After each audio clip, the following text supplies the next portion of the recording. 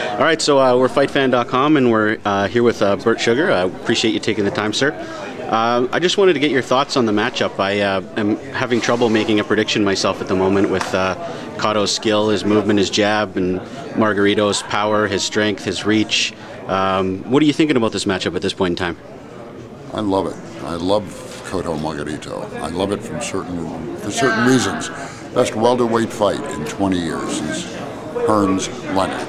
Mm-hmm. I've got contrasting styles. I've got speed of Cotto, skill of Cotto with that left jab, reach of Margarito, and dare I say chin of Margarito. Mm-hmm. Mm-hmm. Margarito, I think could be, if he was hit by lightning, they'd carry the lightning away.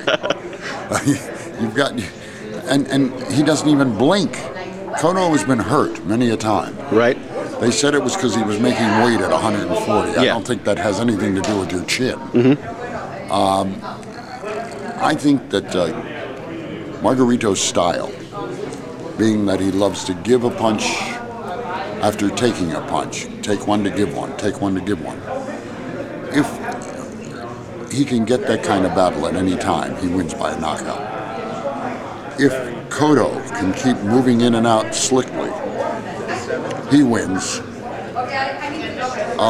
We thought Ray Leonard was going to win versus Tommy Hearns. But I've got a switch on this, and you have to remember, prediction-wise, I picked Japan in World War II, but I had 7.5 points, so I'm going to try something. Yeah. Cotto comes in with his head down. Yes. Margarito's best punch is a left uppercut. Yeah. That's the telling blow. Margarito to win by knockout in 8. Wow.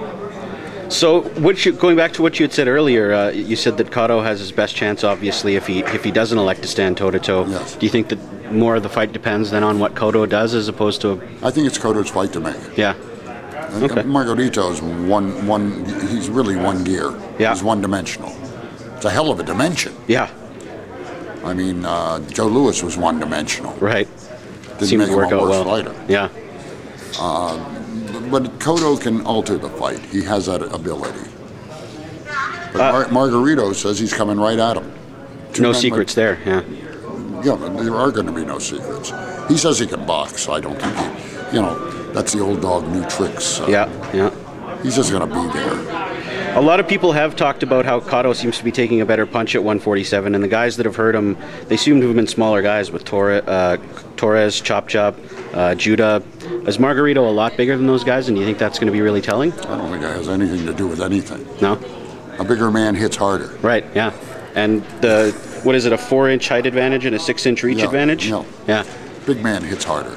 So do you think that those advantages... I have no idea what it means. Why, did he grow 7 pounds on his chin?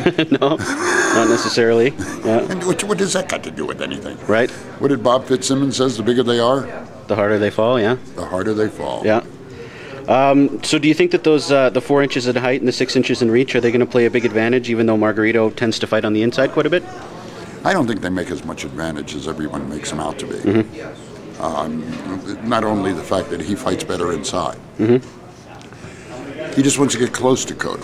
Mm-hmm. If he could get close to Paul Williams, he can get close to Cotto, as he did in the closing rounds when he finally figured out he was fighting the wrong fight. Mm-hmm. So all things considered, I put to you, he wants inside. Mm-hmm.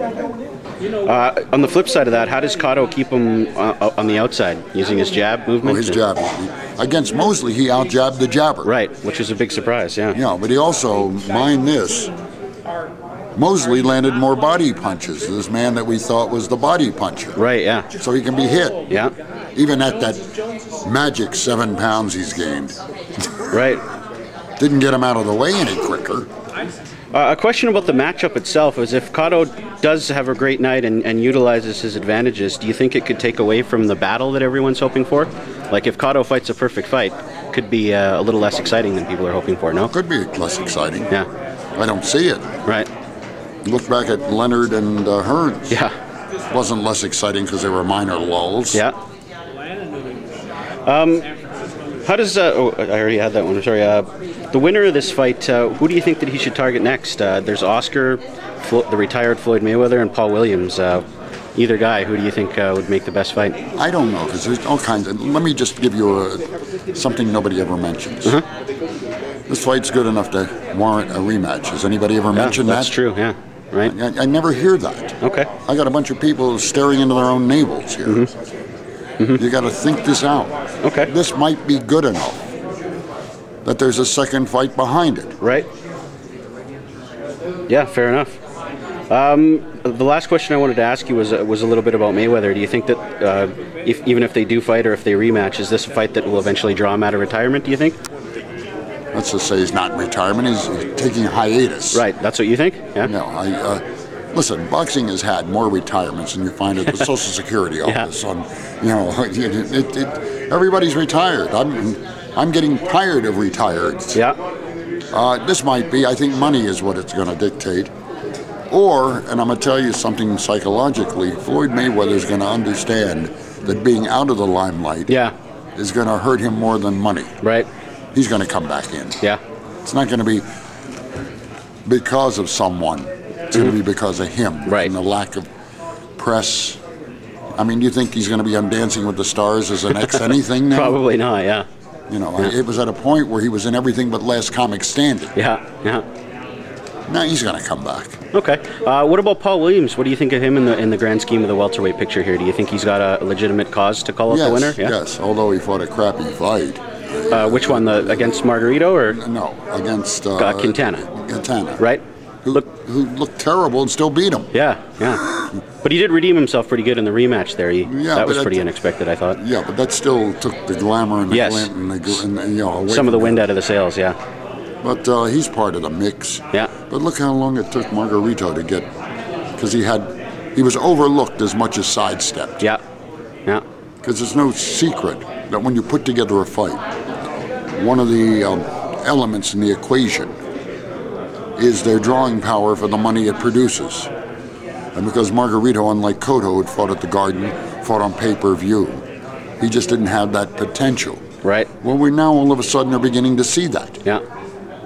So Williams now has to go pick up that reputation, those credentials. Right, yeah. So he's not as far in the mix as Margarito, Cotto, and dare I say Floyd if he comes back. Right. But I'm excited for the welterweights.